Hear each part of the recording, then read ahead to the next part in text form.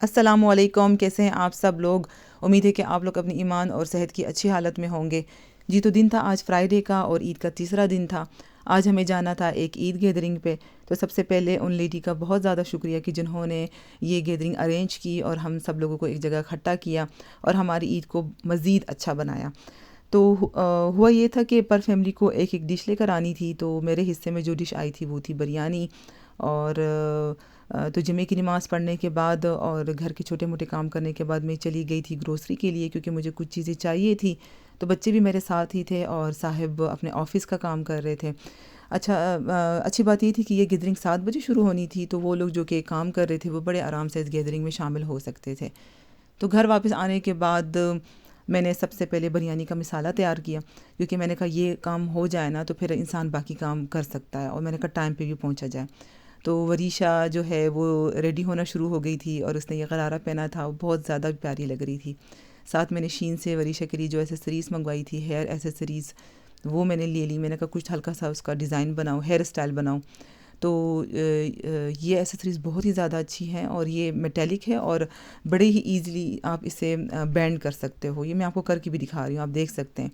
तो मैंने वरीशा का सिंपल सा हेयर स्टाइल बनाया था और उसके ऊपर मैंने ये सारी की सारी जो हेयर एसेसरीज़ है वो लगा दी थी, और यकीन करिए इसकी वजह से इसकी पूरा हेयर स्टाइल बहुत ही खूबसूरत लग रहा था।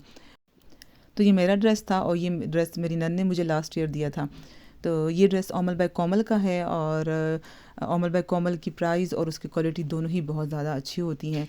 तो मैं आपसे कहूँगी कि आप लाजमी ओमल बाय कोमल को ट्राई करें।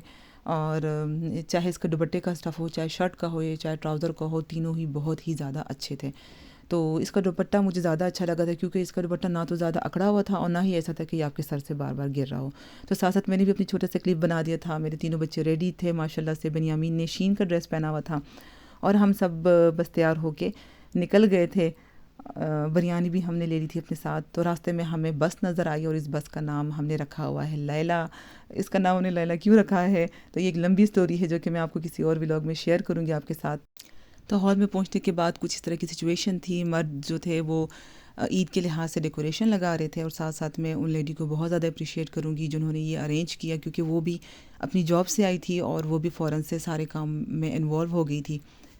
तो बच्चे जो है वो खेल कूद के थक हार गए थे, तो सबसे पहले उन्हें पिज़्ज़ा दिया गया ताकि उनकी भूख थोड़ी सी ख़त्म हो, और साथ साथ जितने भी खाने थे उन सबको गर्म करके टेबल पे लगा दिया था। तो मैंने कहा मैं ये एक क्लिप बनाऊं और आपके साथ शेयर करूं, और ये बहनी मुझे खींचा जा रहा था और मैं इसके साथ साथ जाई जा रही थी। तो खाना खुल चुका था। यकीन करें जब मैंने इन सारे खानों को देखा ना, तो मुझे बिल्कुल भी ऐसा नहीं लग रहा था कि ये किसी घर से बनकर आए हों, बल्कि मुझे ऐसा लग रहा था कि जैसे कि ये किसी शेफ़ ने बनाए हों। तो सब लोगों ने अपने हाथ का जादू दिखाया था और इतने मज़े मज़े के खाने थे ना कि मैं अभी तक उनका जायका नहीं भूली हूँ। तो जो मेन्यू तैयार किया गया था, जो लेडी ने मेन्यू बनाया था, यकीन करें उन्होंने इस मेन्यू में सब चीज़ें रखी थी कि किसी को ये ना लगे कि कोई चीज़ कम है। चाहे वो ग्रेवी हो, चाहे वो बिरयानी हो, पुलाव हो, कबाब, सैलड, सब कुछ था इसके अंदर, और सब कुछ बहुत ही ज़्यादा मज़े का था। तो ना सिर्फ इनका जायका बल्कि इनकी प्रेजेंटेशन भी बहुत ही ज़्यादा आला थी। तो यकीन करें मुझे नहीं लग रहा था कि मैं जो हूँ बाहर किसी मुल्क में हूँ, और बल्कि मुझे ऐसा लग रहा था कि जैसे कि मैं पाकिस्तान में ही हूँ। तो लोग भी बहुत ज़्यादा अच्छे थे, काफ़ी ज़्यादा कोऑपरेटिव थे। तो मेरी गोदी में बेनियामीन सो गया था, तो मेरे साथ जो लेडी बैठी हुई थी वो मुझे खाना उन्होंने मुझे डाल के दिया, मुझे कहा कि आप भी ये खाना खाएं। और ये जो लेडी भी खाना निकाल रही है ना, यकीन करिए इतनी अच्छी थी कि इन्होंने मुझे अपने कड़े ऑफ़र किए। असल में हुआ ये था कि मैं अपने हाथों में कुछ पहनना भूल गई थी, तो मुझे उन्होंने कहा कि मुझे आपके खाली हाथ नहीं दिख अच्छे लग रहे हैं, तो आप ये ले लीजिए, आप ये पहन लीजिए। एक तो इनकी उर्दू इतनी अच्छी थी कि बस मुझे ना अपनी छोटी बहन याद आ गई थी। तो खाने के बाद मीठा भी था और ये मिल्क केक बनाया था जो कि बहुत ही ज़्यादा मज़े का था, और सब कुछ बड़े अच्छे तरीके से सब लोग मैनेज कर रहे थे। तो एंड में बच्चों ने म्यूज़िकल चेयर भी खेली, और सारे बच्चों ने इस म्यूज़िकल चेयर को बहुत ज़्यादा एंजॉय किया। ना सिर्फ इन्होंने बल्कि हमने भी बहुत ज़्यादा एंजॉय किया था। तो उन लेडी का बहुत ज़्यादा शुक्रिया कि जिन्होंने ये सब कुछ अरेंज किया, प्लस उन्होंने एंड में बच्चों को गुडी बैग भी दी थी। उसके अंदर वो जो छोटी वाली गाड़ियाँ थी ना, मैं उसका क्लिप नहीं बना सकी थी। छोटी छोटी सी कार थी, वो बहुत ज़्यादा अच्छी थी, और बेनियामीन घर आके उनके साथ बहुत शौक से खेल रहा था। तो ये इस तरह की छोटी छोटी जो गैदरिंग होती है ना, ये यकीन करें आपके माइंड को बदल देती है। आप वो जो आपको होम सिकनेस हो रही होती है, ये उस चीज़ को कम कर देती है।